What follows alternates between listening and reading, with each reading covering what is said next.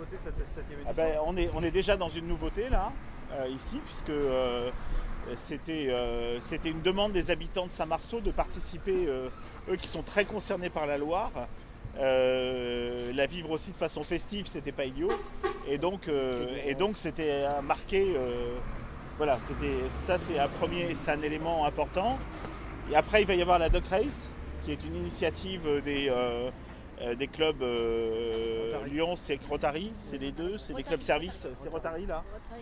Donc dans une opération caritative, c'est aussi une excellente initiative de prendre en main, de s'insérer dans un dispositif. Alors voilà, il faut trouver sa place, mais globalement c'est très positif. Et puis tout au fond, j'y arrivais là, le salon des professionnels, avec un début de salon nautique de plaisance sur les fleuves, donc en eau douce, pour les marins d'eau douce, mais qui sont nombreux parce que c'est un loisir qui monte bien. Voilà. Donc ça, c'est les nouveautés. L'autre élément, c'est de se concentrer sur ce qui a très bien marché. C'est le fait que dans cette manifestation, c'est 5 jours où on peut venir en famille, c'est gratuit, j'insiste là-dessus, parce qu'il y a peu d'endroits de rassemblement où les gens voilà, font ce qu'ils veulent, mais ils peuvent participer à tout et ça leur est ouvert gracieusement. Donc ça, c'est important pour nous. C'est une des bases, ça me permet de lui faire un clin d'œil, c'est une des bases qu'avait voulu Serge Bouvard et c'est très important de la placer là et évidemment de continuer dans ce sens-là. Il y aura donc le point d'orgue avec la soirée de samedi, mais avant, tous les soirs, il y a des manifestations importantes. Il y a, je ne sais plus combien d'artistes, des centaines d'artistes qui sont mobilisés. 450 artistes. 450 artistes. Sur le pont. Voilà, qui sont des artistes dans leur genre. Les 700 mariniers. Voilà. Et lui, il hoche la tête parce qu'il sait. Hein, il est Avec coach. les Polonais, on ne sait pas exactement combien de mariniers parce qu'il en arrive toujours. Voilà. C'est vrai qu'ils arrivent. Encore hier, il y a une dizaine qui sont arrivés. Là, c'est bien. Donc voilà. La Loire, un fleuve d'accueil. Très nombreux. Alors, il n'y a pas que la Vistule, il y a la Dordogne aussi, même si les Polonais sont les plus. marquent davantage le paysage. On a nos amis du Périgord et avec la Dordogne, qui est une magnifique rivière. Et bon voilà, qui elle aussi est présente, avec des bateaux aussi. Oui, ils ont des courpets, des gros bateaux qui charriaient le bois. On a les Italiens qui sont revenus aussi. Voilà. Les Italiens qui Quand on aime, on compte pas. Étaient présents l'année dernière, le festival leur a plu, donc ils ont ramené un bateau.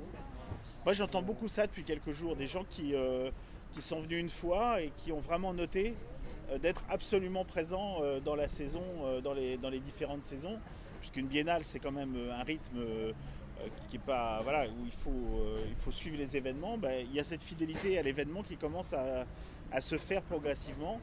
Si vous vous baladez, tout à l'heure j'étais dans le centre-ville, il y a plein de touristes, de gens qui sont venus pour le festival, et ça je pense que ça va monter jusqu'à ce week-end. Donc voilà, donc c'est un festival maintenant qui s'ancre dans le paysage des endroits où il faut être en France au début de l'automne, dans ce relan d'été indien. Regarde les scolaires là, voilà, ça... Oui, les scolaires qui rentrent là et qui ont été les sur les quais. C'est Voilà. en gros 3000 scolaires sur le Ils vont festival. visiter. Qui vont, ouais, On accueille visiter, 3500 élèves sur le festival. ateliers pédagogiques. On leur mercredi, explique jeudi, la vendredi, marine de Loire, dans des ateliers pédagogiques, qui sur la nature, qui sur la Loire, qui sur l'environnement. Alors je continue à poser des questions. C'est fait pour. Qu'est-ce qui vous avait fait porter sur le choix de la Pologne en tant qu'invité d'honneur? C'est d'abord une ville jumelle. Hein. Oui. Cracovia, c'est important. Donc il y a une affinité forte avec la Pologne et Orléans, et en particulier cette ville qui, comme Orléans, est baignée par son fleuve, la Vistule. Et donc c'est une tradition aussi qui fait qu'on regarde évidemment tous les fleuves. Hein. C'était le Danube, ça a été les grands fleuves européens. La Vistule fait partie des grands fleuves européens, et a fortiori, une petite faiblesse de cœur pour la ville jumelle.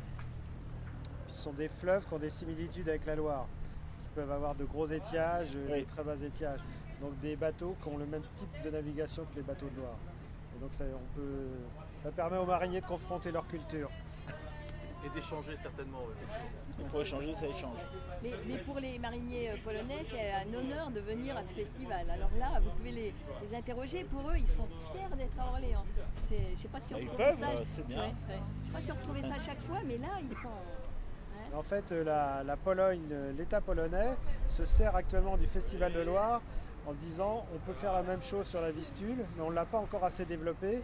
Et pour nous, ça peut être un moteur ça. touristique pour notre pays. C'est ce que m'avait dit effectivement l'ambassadeur, tu as raison. C'est important. C'est important. Alors un des éléments aussi nouveaux, c'est que justement, ayant senti un petit peu cette montée en puissance du festival, on a signalé sa présence un peu partout sur l'Hexagone et notamment à Paris. Donc, et les médias font de bons relais. Ils seront très présents, médias nationaux. Donc c'est positif aussi pour Orléans et sa notoriété. Il n'y a pas que la pub Carrefour. 20% de nouveaux bateaux qui ne sont jamais venus au festival.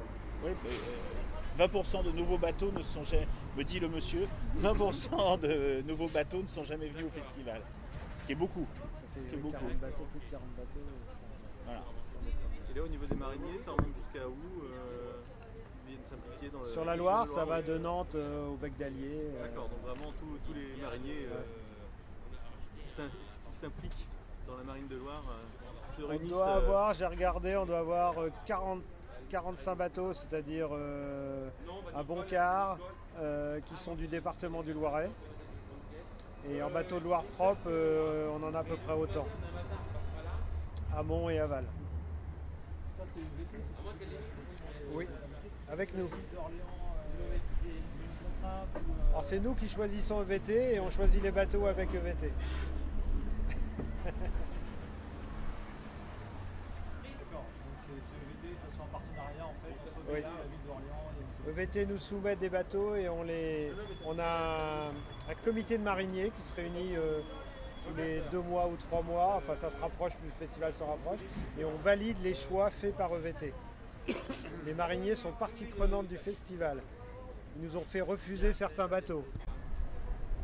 Et par rapport à la politique plus généralement touristique de la ville, entre ces biennales, C'est très important. il faut qu'il y ait un lien. Et est-ce qu'il y a des choses de prévues, des choses qui vont arriver Alors, il y a déjà des choses qui se font, mais Animation d'équipe. alors il y a, Martine me souffle l'animation des quais, mais au-delà, il y a tout un ensemble qui fait que Orléans est en train de prendre une dimension touristique, qui fait que ce rêve qu'on avait posé avec Serge, avec toute l'équipe et que je reprends maintenant, c'est vraiment de mettre Orléans à la porte comme destination du début de tous ceux qui visitent la vallée de la Loire. La vallée de la Loire, c'est un des principaux lieux de visite européens, et en particulier français. Et le fait d'être à 30 km de Chambord, mais que le trajet Paris-Chambord ne se fasse pas directement, mais s'arrête à Orléans, est pour nous un objectif important.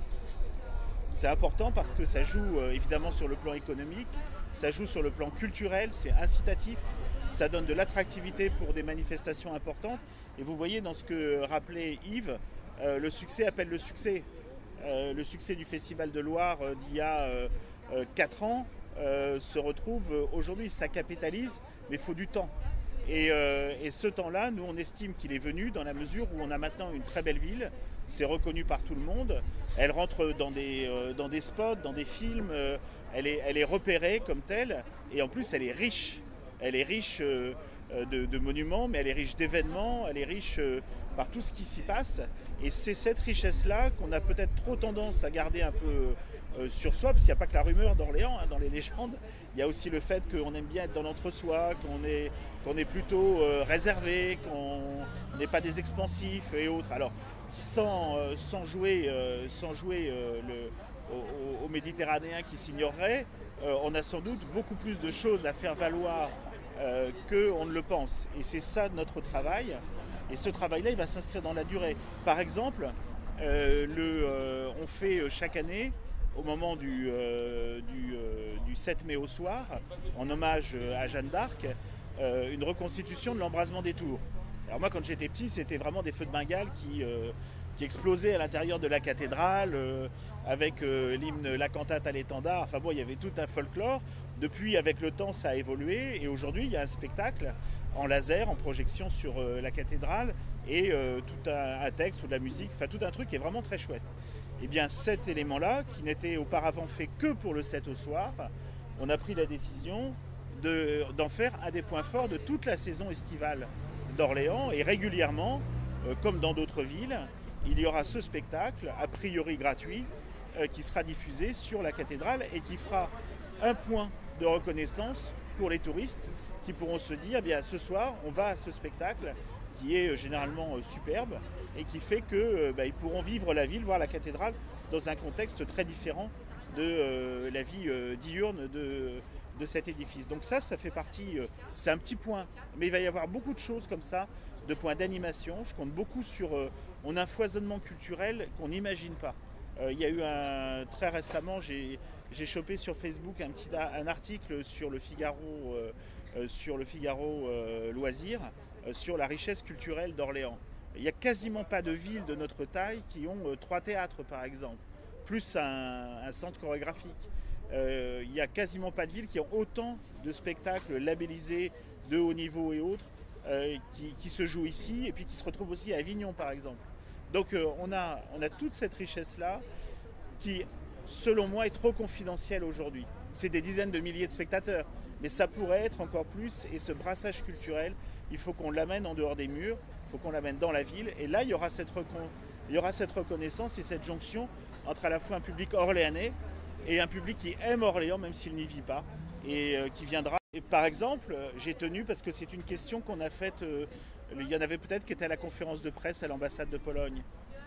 Et il y a un monsieur qui était à Camping Tour Magazine qui nous a fait la remarque que c'était sympa, mais pour une fête populaire, ne pas avoir d'endroit où mettre son camping-car dans l'agglo, franchement, c'était pas top.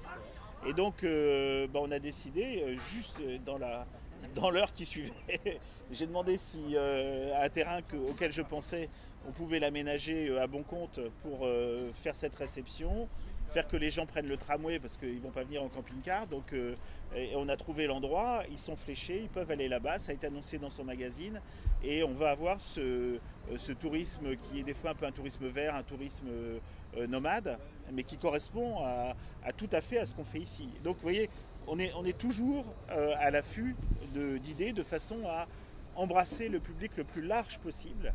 C'est ça, voilà, il y en a pour tous les goûts. Et ça, c'est très important si on veut qu'il y ait une vraie ambiance. Justement, la culture, c'est pour le plus grand nombre, mais ce n'est pas le plus petit dénominateur commun. C'est la diversité et la qualité à chaque fois. Et là, tout le monde s'y reconnaît. Tout le monde. Des gens qui viennent plusieurs jours, on s'installe, on fera une nuitée. Et puis, Par exemple, ou son camping-car si on en a un. Voilà, tout ça, c'est le but. Les hôteliers n'attendent que ça sur Orléans.